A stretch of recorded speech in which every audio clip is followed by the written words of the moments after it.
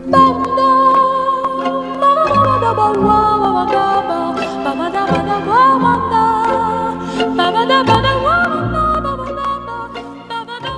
différence importante, la plus importante de toutes, qu'on trouve dans les couples, et qui explique toutes ces différences dont j'ai parlé, c'est qu'il y a des couples où il y en a un des deux qui a l'impression qu'il aime beaucoup plus qu'il n'est aimé.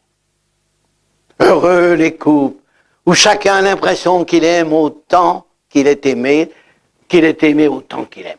Vous voyez, c'est ça l'idéal. La somme d'amour est constante dans la même période donnée d'un couple. Tu aimes 5 et 5. Si jamais il y en a un qui n'aime plus que 4, l'autre aime 6. 2, 0, 10. Ça, c'est terrible. Parce que quand on aime quelqu'un qui ne vous aime pas, on aime d'autant plus qu'il ne vous aime pas. À quel moment on aime le plus son conjoint? Quand il est loin. Quand il est mort. Si vous saviez, mesdames, comme on aime son mari quand il est mort.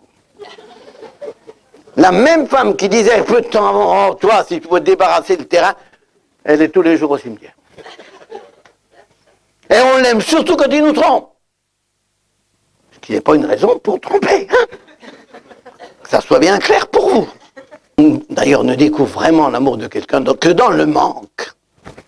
Parce que le désir est excité par le manque. Tandis que si on a un mari trop scotché, une femme trop fusionnelle, on aime moins. Alors donc, dans les couples, il arrive que vous avez un mal-aimé et un très aimé. Alors on va faire la psychologie du mal-aimé et la psychologie du très aimé. Ok? Psychologie du mal-aimé. Le mal-aimé, il souffre. Et le mal-aimé voudrait se faire aimer.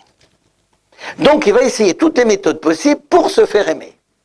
Il va alterner les méthodes. Tantôt il va ramper. Je t'aime, je ne peux pas vivre sans toi, mon chéri. Tantôt le contraire, il boude. Le lendemain, non, oui, ça va, j'ai pas besoin de toi. Puis d'abord, tu sais, j'ai un autre qui me court après. Il fait du chantage. Il alterne les méthodes, il ne sait pas comment mordre sur l'autre. Mais l'autre sent bien que c'est des stratagèmes, ça ne le fait pas bouger d'un poil. Le mal-aimé, il est des fois menteur. Il faut se méfier, parce qu'il teste l'autre. Il va dire, par exemple, tu sais, mon chéri, c'est surtout la femme dans ce cas-là qui va dire, mon chéri, tu sais, c'est ma fête dans 3 jours. Mais tu ne m'achètes rien. Oh là là, malheureux. Malheureux. Elle vous a dit dans 3 jours que vous n'ayez pas l'excuse d'ignorer le jour. Mais tu ne m'achètes rien, c'est un mensonge. Je vais voir si même. Et oui, elle vous tend une ratière, là. Hein, on va voir, c'est simple. Voyez, le mal-aimé, il tend des pièges. Parce qu'il veut savoir s'il est aimé. Le mal-aimé a de grands besoins sexuels. Non. Il voudrait que l'autre en ait. Il désire que l'autre le désire ou la désire. C'est ça dont il est vraiment friand. Il voudrait que l'autre le désire. Ce n'est pas des besoins sexuels. Pour lui, il voudrait que l'autre en ait, ce qui serait un signe qu'il est aimé. Vous voyez, le mal-aimé, il n'est pas compartimenté. Même si c'est un homme, il n'est pas compartimenté. Il est au boulot, il pense, est-ce que ce soir elle va m'aimer? Est-ce qu'un jour elle va vraiment se retourner vers moi, m'embrasser, vraiment avoir des gestes d'initiative? Est-ce que vraiment... Il y pense tout le temps. J'ai vu un médecin comme ça. Vous savez, un médecin qui n'est pas compartimenté, il n'y en a pas beaucoup, hein, c'est moi qui vous le dis. Alors avec un boulot pareil, ça se comprend. Hein. Et ce médecin me disait, moi je pense à ma femme tout le temps, je vais en visite, je pense à ma femme. Et c'est là que ça m'a éclairé. Je lui ai dit, mais pourquoi, bonsoir, vous êtes toujours en train d'y penser? Et c'est là que je lui ai dit, est-ce qu'elle vous aime? Ah, il dit non, je crois qu'elle ne m'aime pas. Et c'est là que ça m'a ouvert les yeux. Ils se croyaient mal aimés. Et le soir, je dînais chez eux, alors on dit à la femme, je demande à la femme, vous aimez vraiment votre mari? Oh oui, qu'elle dit. Mais vous voyez, cette femme était une femme tellement, maîtresse d'elle-même, hein, tellement maîtresse d'elle-même, qu'elle ne montrait pas assez ses sentiments. D'ailleurs, on l'appelait dans son département Notre-Dame de son département, je ne vous dis pas lequel. Parce que c'est la femme généreuse, bonne, mais vous ne voyez pas tous ses sentiments. Donc, le gars avait l'impression qu'il n'y avait jamais eu d'élan. Il faut toujours avoir un peu de folie pour l'autre. Alors le mal-aimé, il attend des gestes de folie qui ne viennent pas. Alors à l'inverse, le très aimé, lui, on lui amène l'amour sur un plat, il claque dans ses doigts, l'autre à coup. Donc il est moins parce qu'il est trop aimé. Et si vous étouffez l'autre par trop d'amour, l'amour diminue. Il faut toujours être un peu en manque, vous voyez, hein? Il faut toujours se faire conquérir. Je dis souvent aux jeunes filles, conquise n'a plus de goût. Toujours un peu de mettre le piment de la conquête. Ah non, il faut que tu me conquières. Toute la vie, hein, ça, toute la vie. Alors, si vous êtes un mal-aimé, qu'est-ce qu'il faut faire? Croire en votre pouvoir de séduction. Cessez d'être un mendiant, parce que c'est des mendiants, les mal-aimés. Tu m'aimes. C'est des mendiants. En même temps que je parle du mal-aimé, pensez à un enfant mal-aimé, ça fait strictement pareil. Hein? Mendiant, tu m'aimes. Si vous êtes un mal-aimé, ne soyez pas des mendiants. Il y a deux adjectifs qui sont capitaux. Il faut être joyeux et libre. Or, il n'est pas joyeux, le mal-aimé, puisqu'il n'est pas libre, il dépend de l'autre. Une belle phrase de l'autre, il espère. Une phrase d'indifférence, il meurt. Libre. Après tout, tu ne m'aimes pas, ben tant pis pour toi, tu ne sais pas ce que tu perds. Tant que vous ne pensez pas ça, eh bien, vous ne pourrez pas séduire. Il faut toujours que l'autre ait peur de vous perdre. D'ailleurs, réfléchissez, pour le très aimé, envisagez, tiens, tout d'un coup que votre conjoint disparaît. Vous dites, oui, c'est vrai, faut peut-être mieux que je le garde quand même. Hein, je sais ce que j'ai. Hein. C'est quand on a peur de perdre l'autre.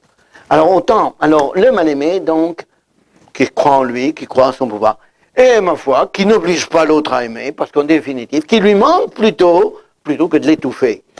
Quant au très aimé, si vous avez la chance d'être aimé, ne crachez pas dessus trop vite. Ah, si vous saviez ce que c'est important, ça. Tenez, j'ai un jour un couple qui vient me voir. Une fille qui vient me voir, d'abord. Me dit, je sais pas ce que j'ai, moi, j'aime pas tellement mon conjoint, enfin mon fiancé, il est toujours après moi, toujours des mamours. Je crois que c'est un obsédé. Je dis à la fille, écoute, dans le portrait qu'elle me fait, je me dis, c'est le portrait typiquement du mal-aimé. Je lui dis, écoute, moi, j'ai qu'une chose à dire. Tu es très aimé. Eh bien, quand on est très aimé, on ne crache pas dessus trop vite. Allez, tu t'en vas. Mais tu me l'envoies, ton gars. Oh, il viendra pas voir, il n'aime pas les curés. Moi, vous savez, un mal-aimé, s'il savait qu'un pop, un fakir, n'importe qui puisse l'aider, il vient à quatre pattes. Moi, je vous garantis qu'un mal-aimé, je lui dis d'aller à Lourdes avec un cierge, il part. À quatre pattes, il part. Qu'est-ce qu'il ne ferait pas pour... D'ailleurs, les fakirs, de quoi ils vivent, vous croyez? Vous les retrouvez affection perdue, envoyez donc 100 balles, vous aurez le talisman.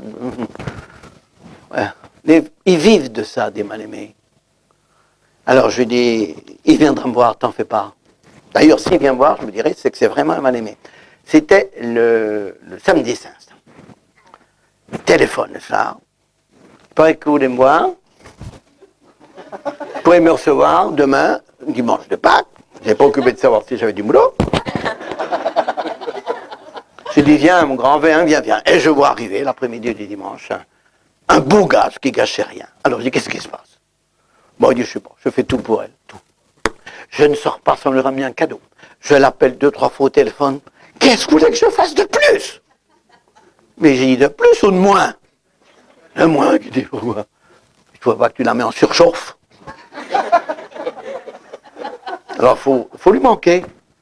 Alors, on ne se discute pas, je ne vous raconte pas toute l'histoire. Alors, on décide que le soir, il va rentrer, il va dire, mais en discussion, après ces discussions que j'ai eues, je crois que je ne sais pas si on est fait l'un pour l'autre. Je me pose aussi moi un problème. Et je te donnerai ma réponse dans un mois. Puis après, il disait, ah ben non, je ne peux quand même pas faire ça. Elle va en avoir un autre. J'ai dit, toi, tu vas en avoir une autre? Il n'y a pas de risque. Eh bien, écoute, si elle t'aime, il n'ira pas voir un autre, crois-moi. Et on verra. Parce que de deux choses, ou bien elle va dire, ouf, mon débarras, ben, ma faute, ça sera clair. Ou alors, tu vas lui manquer, elle va voir qu'elle t'aime.